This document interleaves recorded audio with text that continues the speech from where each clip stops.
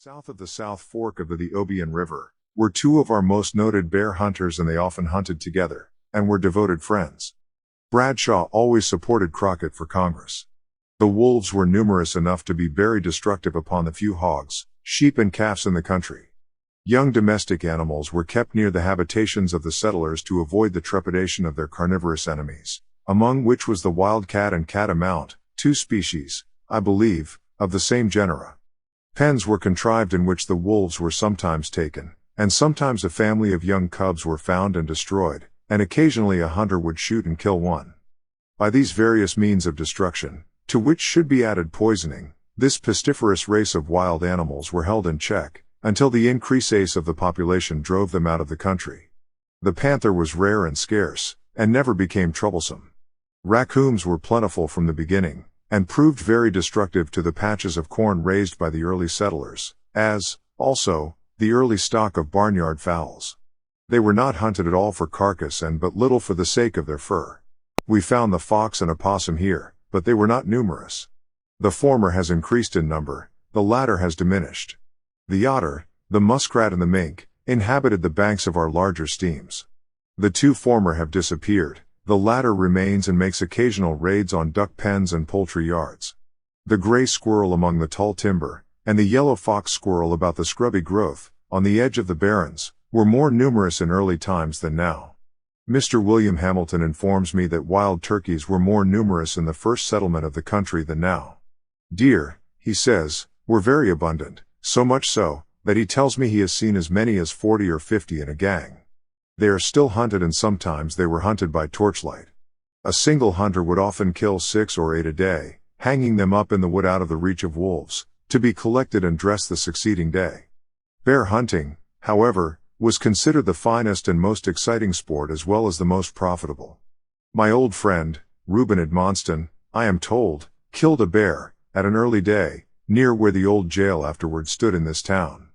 He was one of our most adventurous and successful bear hunters. Mr. Tillman Johnson tells me that Colonel Crockett and the surveying party killed 80 bears in one season. In Colonel Crockett's life, written by himself, he states that he killed 105 in only one season. These were killed, mostly on the lower Obion, South Fork Obion River, and around Reelfoot Lake. Birds in the early settlement of this country.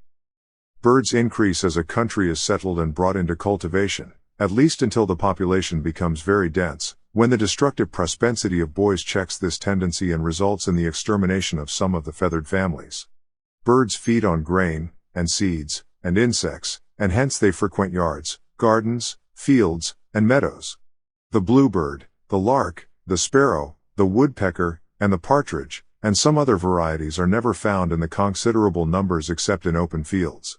The above families were all represented in the first settlement of this country, but not numerously. They have all increased. The wild turkey, turkey buzzard, the owl and the hawk, were here in about the same numbers as now, except the wild turkey. This tribe is somewhat decreased. Of aquatic birds, we found here the snipe, the wild goose, and several varieties of wild ducks, blue and white herons, and occasionally a swan. Not a single mockingbird was then to be seen. They made their appearance amongst us in the last 20 years, and are becoming quite common.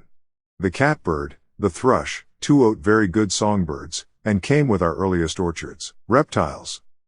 The reptilian families were not numerous on our arrival in the country.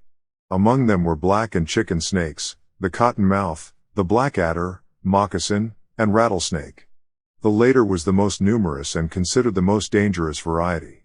Specimens of the rattlesnake were frequently killed 5 or 6 feet in length, and from 6 to 8 inches in circumference, with as many as 20 or 30 rattles.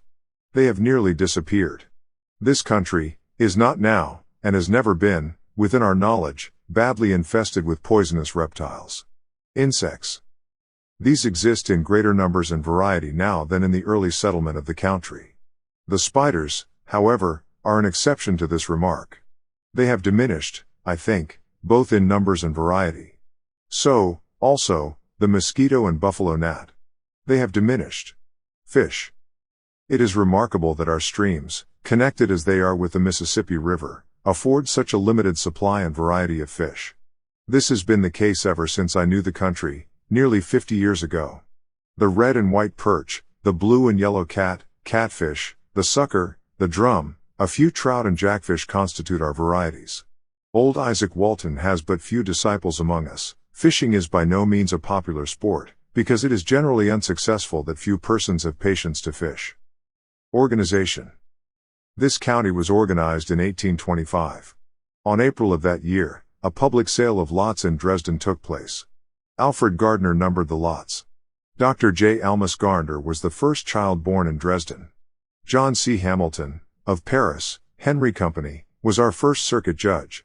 He was a corpulent, almost bald-headed man, austere and tyrannical in his disposition. John W. Cook, of Paris, succeeded him. Then William R. Harris and William Fitzgerald, of the same place. Next came Lucian Hawkins, of Huntingdon. Then followed our clever fellow citizen Col John A. Rogers. He was succeeded by James D. Porter, Jr., of Paris, now governor of the state. This brings us down to our present prompt and efficient presiding circuit judge, the Honorable Joseph R. Hawkins, of Huntingdon.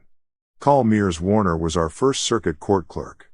He kept the office until 1835. Newton S. Julin was then elected by the people under the first election held under the Constitution of 1834. The late Samuel Irvine succeeded him. Our first circuit courts were held in a small, open log cabin. WHCH stood withing what is now the courtyard, the house being unenclosed and without a door shutter. When the court adjourned in the evening, a flock of sheep would take possession and occupy the house until expelled by the sheriff the next morning. The first courthouse was built with brick, and erected in 1827 by Jos Scarborough, of Stewart County. William H. Johnson was the first clerk of the county court. Ketchen Williams and John C. Dodds were his immediate successors. The first bench of justices of the peace was composed of J. R. Schultz, Stephen Smart, Joseph Wilson, John Webb, William Webster, John H. Moore, Daniel Campbell, Perry Vincent, John Terrell, Mears Warner, E. D. Dixon, Miles, and perhaps, J. M. Gilbert. Our first representative in the lower branch of the General Assembly, after our county was organized, was Colonel Julian Frazier, father of our worthy countryman, Dr. T. J. Frazier, of Ralston. At this time Col John D. Love was our state senator. Alfred Gardner was chosen, in 1835, our first member after our county, under the Constitution of 1834, become entitled to separate representation. Dr. John B. Fonville, in 1837, succeeded him. Our first congressman was Adam R. Alexander, of Shelby, elected in August 1825. The whole of West Tennessee then composed but one congressional district. The celebrated Col David Crockett was the competitor of Colonel Alexander, and although this was Crockett's first rab for Congress, Colonel Alexander beat him by only 2 votes. Colonel Davy Crockett. This distinguished pioneer of our county deserves an extended notice. He was born on the 17th of August 1786, on the Nolichucky River, in East Tennessee. He married there, and remained several years. He then removed to Lincoln County, and settled on the Elk River, where he lived 2 years, 1809 to 1810. He then moved to Franklin County and settled on Bears Creek, where he remained until the close of the War of 1812. He served as a soldier throughout the Creek War, and was distinguished for courage and daring. Also in the War of 1812 under General Jackson. After the close of the war, Colonel Crockett settled in Lawrence County, and in 1821 was elected a representative from that county in the legislature and from Hickman. In the early part of 1823 he settled in the southwest corner of this county, in the junction of the South and Rutherford's Fork of the Obion, Riviere. The nearest neighbor was Mr. Owen, who lived 7 miles from him on the opposite side of the Obion River. The next nearest settlement was 15 miles off, the next 20, and so on. In the spring of 1828 Crockett went with his skins to Jackson to buy coffee, sugar, powder, lead and salt. There he met with the 3 candidates for the legislature, Dr. Butler, Major Lynn, and Mr. McIver. Someone said, "Crockett, you must offer for the legislature." The colonel declined, saying he lived 40 miles from any white settlement. He returned home, and in a short time a man came to his house and told him he was a candidate, and pulled out a newspaper in which Crockett was announced. He told his wife this was intended as a burlesque on him, and he would make it cost the man who put it there at least the value of the printing. He hired a man in his place and went into the canvass. Very soon Butler, Lynn and McIver became alarmed and held a caucus, and Lynn, and McIver retired in the interest of Butler. Shaw and Brown, two other candidates, came out. They all ran through and Crockett beat them by 247 votes. At the following session of the legislature he voted for John Williams against A. R. Alexander, with the result I have already stated. Alexander beat him by 2 votes. This was his first race for Congress. Alexander was in Congress in 1823, and had voted for the tariff. The people objected to him on account of this vote. A lucky rise in cotton in 1825 to 25 cents per pound saved Alexander from an overwhelming defeat by that year, and carried him back to Congress by 2 votes. In 1827 Crockett concluded to be a candidate for Congress a second time to see what effect the price of cotton would have on another race. Colonel Alexander and Gen. William Arnold were his competitors. Crockett was successful, being elected as a Jackson man. He was re-elected in 1829 by majority of 585 votes. General Jackson, in the meantime, had been elected president. Crockett opposed Jackson's Indian policy, and the removal of the public deposits from the Bank of the United States, which raised a storm of opposition to him in his district. In 1831 he was candidate for Congress, having as his only competitor William Fitzgerald. The contest was a very exciting one, the friends of each struggling hard for victory. The battle was fought and Fitzgerald won.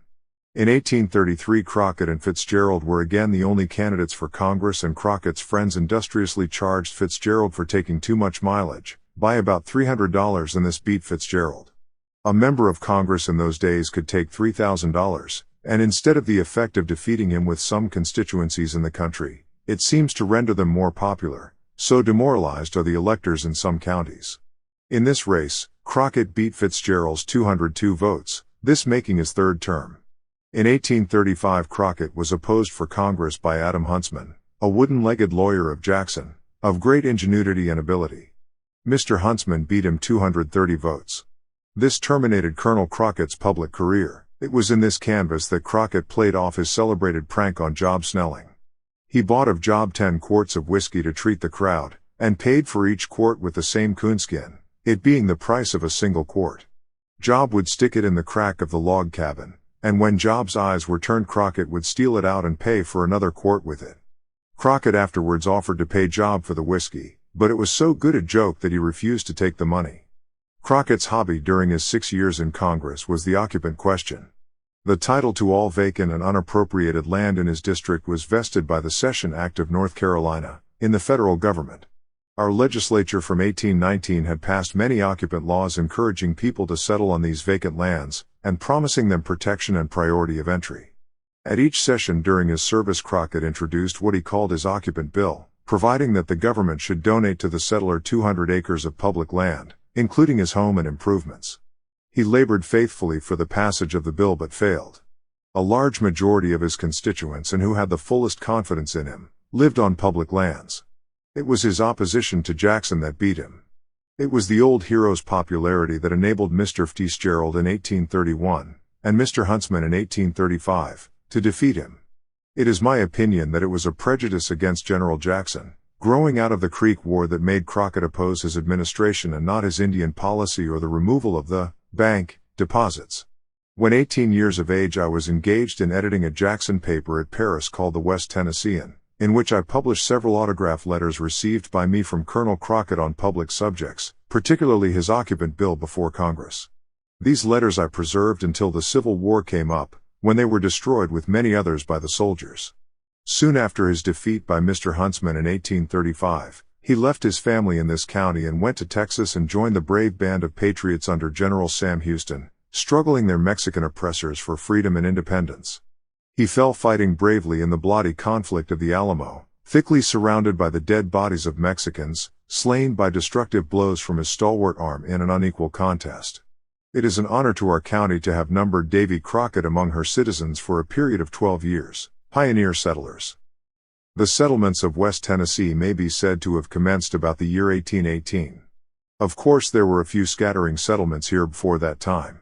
The first settlers around Dresden were John Terrell, Perry Vincent, Dr. Jubilee Rogers, Benjamin Bondurant, Richard Porter, Jephthah and Alfred Gardner, Robert Powell, and a little later, Nelson Nailing, Vincent Rust, Claiborne Stone, Thomas Parham, John H. Rivas and others.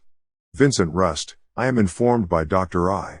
C. Rivas, made the first hogshead, a big barrel, of tobacco, 1835, ever grown in this county, which was sold to R. C. Williams for $5 per 100 pounds and hauled to Mills Point, now Hickman, Kentucky by Dr. Rivas in 1836.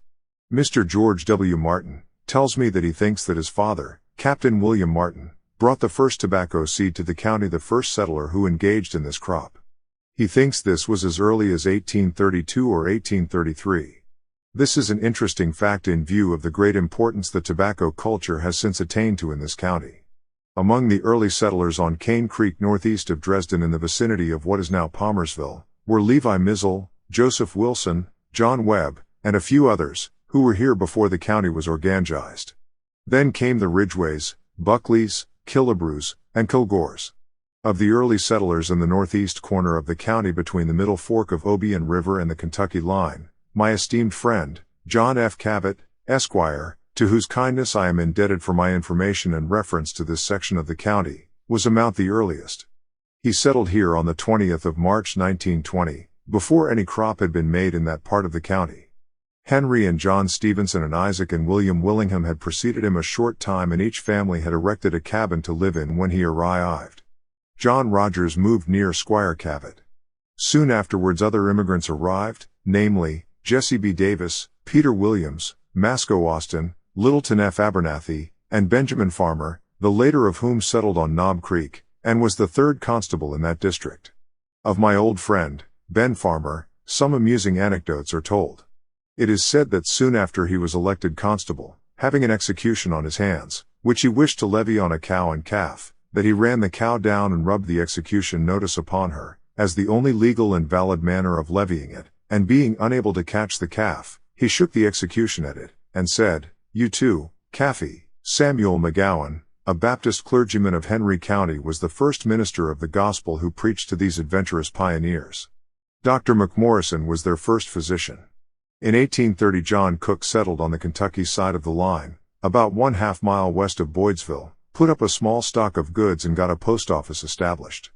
Cook died, and Blythe put up a store a 1/2 mile east of Boydsville and had the post office there. In the spring of 1832, Abner Boyd, the father of Captain A. M. Boyd, became interested with Blythe in his store. Soon after they dissolved the partnership, and Boyd settled at the present site of Boydsville, and laid off the town. Within a few months the village was doing a good deal of business in the way of trad, and soon became celebrated for shooting matches, cockfights, horse racing, and other games and fisticuffs. John Huggins was the first, L. F. Abernathy the second, and Ben Farmer the third constable in this district. Joseph Wilson and John Webb were the first magistrates.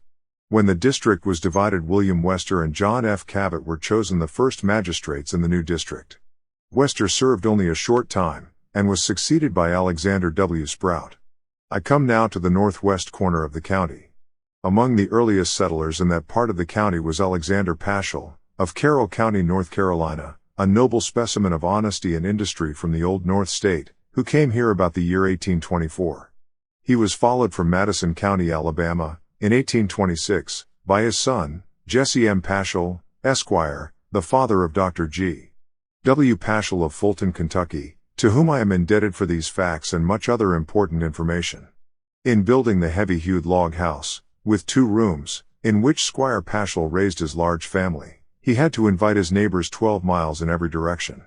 He got 31 hands, who were 2 days doing the work, with all their energies highly stimulated by the use of 8 gallons of whiskey. The earlier settlers in that part of the county were Daniel Laswell, and his sons Daniel, Joseph, and Peter, Samuel Majors, John and George Horton, and Peter Mooney. Some of the later settlers on Richon Creek were Reuben and King Clark, Barry Chambers, Snows, Adams and Stanleys. James Ashley, Bassett A. Beatles and James Drew, in the order in which they are here named, were the first constables of this district. John Horton was one of the magistrates. He was succeeded by J. M. Paschal, who served 18 years. Dr. Paschal communicated to me a characteristic anecdote of pioneer life. For several years after his father and grandfather settled in the country, there were no schoolhouses, no churches, and no preaching. At length it was rumored that a colored clergyman would preach in the neighborhood on a particular day. Curiosity and excitement at once ran high. A spiritual famine was prevailing in the land. The women and children wanted to hear a gospel sermon. A difficulty arose in the minds of the women, who rarely ever became so deeply interested in religious matters as to become indifferent about apparel. There was a dearth of decent clothes, as well as spiritual food in the neighborhood. How should they appear decently at church? This was an embarrassing question on such an interesting and rare occasion. Old Mrs. Paschal was known to have the best wardrobe in the settlement. She had 7 dresses, most of them cotton, made by her own hands. We will borrow from her. There was a rush to her house.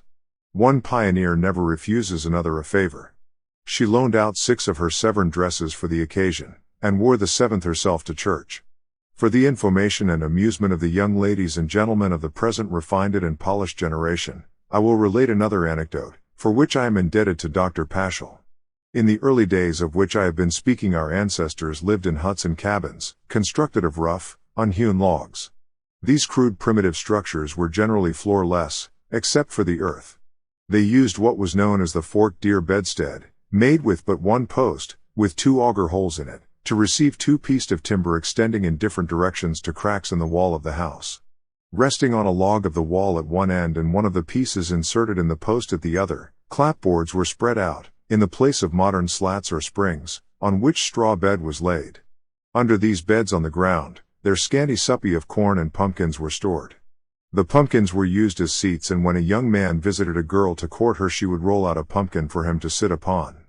If it was flat and comfortable, he at once knew he was in favor and would be accepted, but if it was sharp and uneasy, he knew his doom and discontinued his visits. On Mud Creek, about 8 miles west of Dresden, in 1819, our clever fellow citizen, yet living, Reuben Edmondson, now president of this meeting, and his father-in-law, Mr. Glasgow, settled in a very early day. Dudley Glass, Sr., Levi Clark and Israel Jones were also early settlers in the same direction. Between Mud Creek and the Middle Fork were the Owens, the Parishes, the Tansels, Thomas Etheridge, the father of the Honorable Emerson Etheridge, A. Clemens, J. W. Rogers and John Jenkins. Between Middle and South Forks, among the early settlers were Duke Cantrell, M. H. G. Williams, William Hillis, Alfred Bethel, F. A. Kemp, Callaway Hardin. A little higher up the river were Robert Mosley, E. D. Dixon, James Hornbeck, John and Getton Bradshaw and Richard Drury. The civil district extended from the junction of the rivers up to the Meridian Line and Spring Creek. E. D. Dixon was one of the first magistrates, and Jonathan Fowler, constable.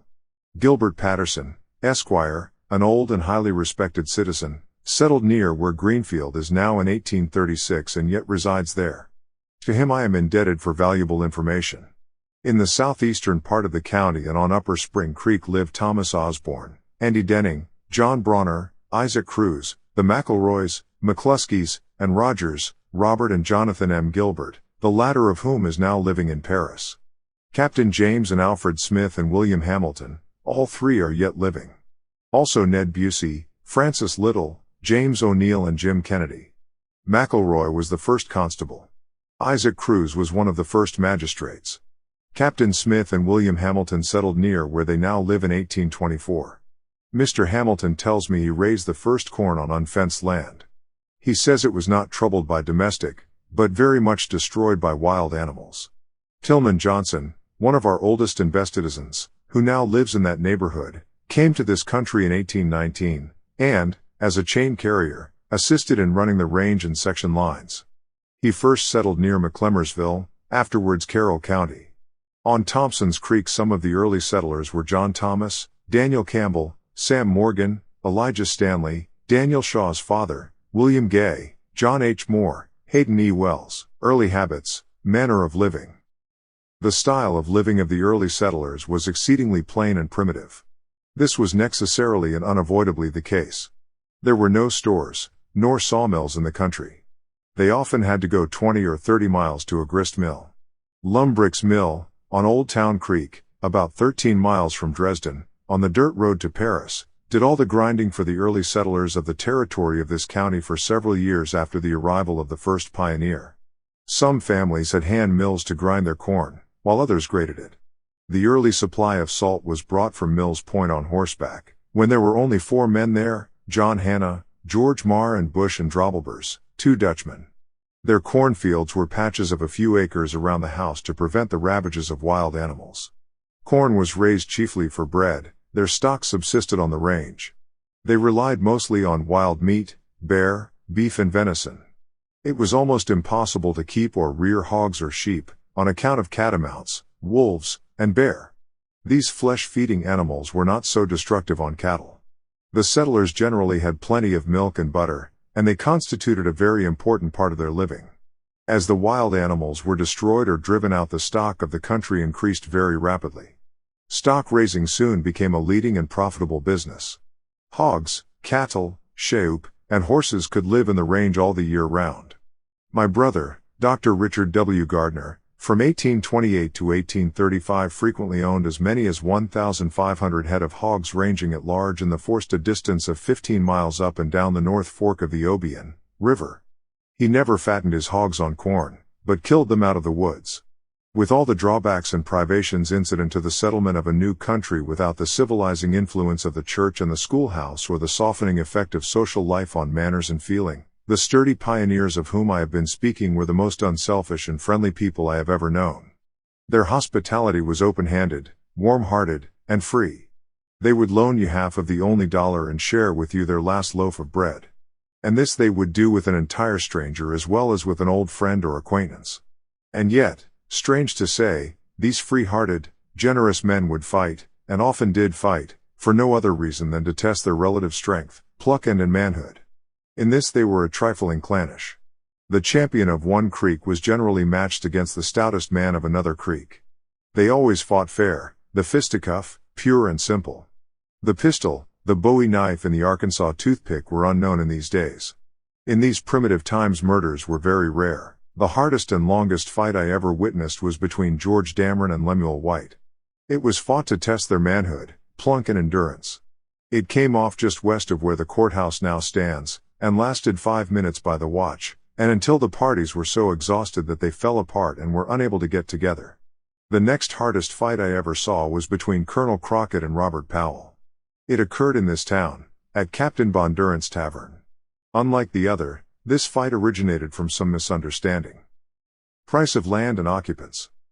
Much of the best lands in the country were entered by North Carolina military land warrants, and was owned in large bodies, by non-residents of the state. Much of it had descended to the heirs of the soldier or speculator, who were anxious to sell. The best of these old grants sold at from $1.50 to $3 per acre. And these low prices continued with but little change, until about 1847. Valuable occupant claims of 200 acres were frequently sold for a cow and calf or a pony.